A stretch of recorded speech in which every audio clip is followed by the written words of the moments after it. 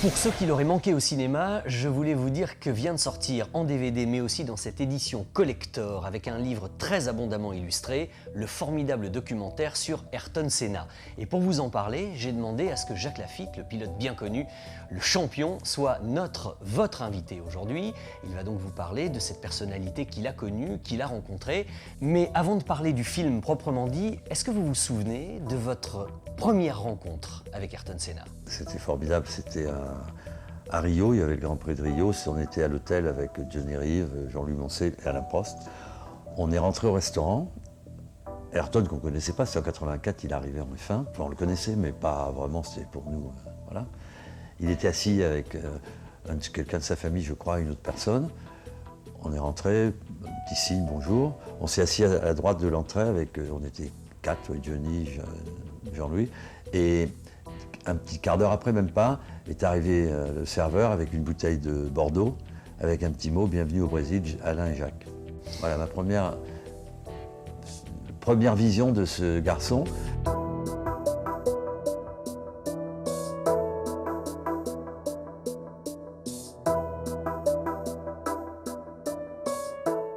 On l'a vu arriver, il avait conduit une voiture qui n'était pas très performante. C'était un jeune pilote brésilien comme il y en avait beaucoup à l'époque. On se disait voilà, c'est un type qui a de l'argent, qui vient pas s'amuser, mais qui est un bon, qui avait fait du kart et tout ça. Mais on n'a pas attaché trop d'importance à lui au départ. Moi, si ce n'est ce premier contact qui m'avait impressionné de sa gentillesse. Humainement. Ouais, humainement, ouais, très important. On l'a côtoyé un peu de loin. Enfin, un peu de loin. On était des pilotes de F1 et c'était un petit jeune qui arrivait pour nous casser les pieds.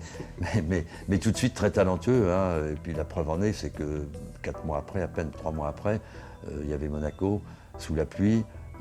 Les histoires Senna-Prost ont déjà commencé là, hein, puisque c'est Alain qui était en tête du Grand Prix. Il pleuvait beaucoup. Jackie X était directeur de course et puis il a décidé, certainement avec Jackie, c'est un garçon sérieux, avec beaucoup de raisons. Monaco, c'est très dangereux quand il pleut beaucoup. On en était un peu à la limite de l'adhérence pour toute la voiture, ça commençait à être terrible. Donc Senna revenait comme un avion avec sa voiture, la Toleman, sur Alain, et il est même passé en tête. Et quand on arrête la course, on prend le classement du tour d'avant, c'est Alain qui a été déclaré vainqueur, et là, il a eu une amertume, quand on le connaît après sa vie, très profonde à l'intérieur de lui-même, et je crois que ce jour-là, il a dû se dire, toi mon pote, je t'aurai. Voilà. Je pense que ça a commencé là. Ça a commencé là, et c'est vraiment, je le dis avec sincérité, je crois que c'est formidable d'avoir cette mentalité-là, quoi. Prost se range, Senna passe la ligne d'arrivée avant lui. Ayrton fait des grands signes, il fête sa victoire comme s'il avait gagné la course. C'est un garçon qui rassemblait les gens autour de lui, qui humainement était très intéressant et techniquement était très bon. C'est un garçon qui réfléchissait tout le temps, qui pensait toujours le mieux possible, surtout très cérébral. Mystique, j'aime pas ce mot-là, mais je crois que c'est sa nature profonde et qu'il a fait ses courses en ayant toujours cet objectif de faire le mieux possible tout le temps, je veux dire de gagner. Il n'était pas là pour être deuxième, troisième, quatrième, d'ailleurs il le dit dans le film, hein, je suis là pour gagner, mais on est tous là pour gagner, mais il y a des gens qui travaillent plus pour gagner que d'autres, et c'est ce qui fait souvent la différence. C'est merveilleux. C'est une sensation extraordinaire. Je suis vraiment très heureux parce que pour ma deuxième saison en Formule 1, j'ai pu réaliser mon premier rêve. Gagner un Grand Prix.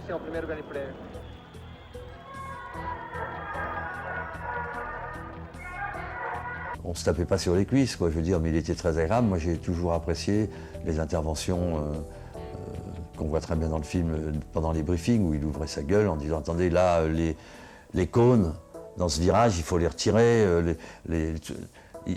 Il faisait son boulot parce qu'humainement parlant, non seulement il se défendait lui-même parce qu'il connaissait bien les dangers de la course, mais il défendait aussi les autres en intervenant comme ça avec le GPDA et tout, donc il a fait beaucoup de bien. Vous savez, j'ai raté mon point de freinage à la première chicane hier. Oui, mais laissez-moi finir. Laissez-moi finir. Quand j'ai tiré tout droit, la route était bloquée. Oui, ça je le sais. Et je ne pouvais pas faire demi-tour. Si on retire les pneus, il faut au moins qu'on place des cônes. Oui, c'est parfait. Comme ça, il y a une échappatoire. Et... Non, il faut repartir du même endroit. Il faut respecter le kilométrage de la course. On ne peut pas faire demi-tour. C'est le règlement. Lui, il avait le courage de le faire et d'élever la voix et de s'en aller d'un briefing et de discuter avec Ballest, qui entre parenthèses, était formidable. D'affronter. Oui, il a affronté tout le monde. Il avait des idées, il les défendait et il allait au bout de ses idées. Mais bon, c'est aussi ce qui a fait sa réputation et son succès. Même si certains pilotes disaient qu'il nous cassait les pieds, que ceci, que cela. Mais bon, je crois qu'ils reconnaissent tous que ce garçon-là avait quelque chose d'autre qu'ont la plupart des gens. Impossible de courir une Formule 1 avec une voiture coincée sur la 6e vitesse. Il veut s'arrêter, il ne peut plus piloter. Mais ça fait tellement longtemps qu'il tente de gagner le Grand Prix du Brésil qu'il trouve en lui une force hors du commun. Moi je dis qu'il faut être à 120% de ses possibilités pour aller vite. Ça veut dire qu'il faut vraiment avoir un entourage autour de soi qui vous aide à aller vite. Parce que c'est tellement difficile de se dépenser à plus de 100%. Ces garçons-là, par moment, ils sont à ce niveau-là où d'un seul coup on se dit là, rien ne peut m'échapper, je suis sur un nuage, ça arrive. Là il était sur un nuage, mais bon, c'est la voiture, le moteur, il avait tout pour remonter des places. Et en dehors il fallait aussi avoir du talent, ne pas s'accrocher, donc il l'a fait. Mais à l'époque c'était plus court. Oui, on prend des risques tout le temps en Formule 1, vous pouvez dire tout ce que vous voulez. Quoi qu'il arrive, le risque est omniprésent et on est obligé d'en prendre si on veut aller vite. Et on arrive à le faire. Et moi, c'est ce que j'aime dans la course et la compétition, c'est comment on arrive à se transcender. Et Senna le disait souvent, j'ai fait un tour, c'est magique, quoi. Ce tour-là, on s'aperçoit quand on est dans une position que quand on a une voiture de course dans les mains et que on a un volant, des changements de vitesse à l'époque, il faut regarder dans le rétroviseur, il faut débrayer, accélérer pour passer les vitesses, tenir le volant d'une main, on est à 320, il y a un freinage à 320, à 80 mètres pour être à 80, et en même temps il faut descendre les vitesses, regarder dans le rétro, contrôler sa voiture, la dérive. Mais quand vous arrivez à faire ça, comme si vous alliez faire vos courses le matin, vous vous dites tiens, je suis pas mal aujourd'hui.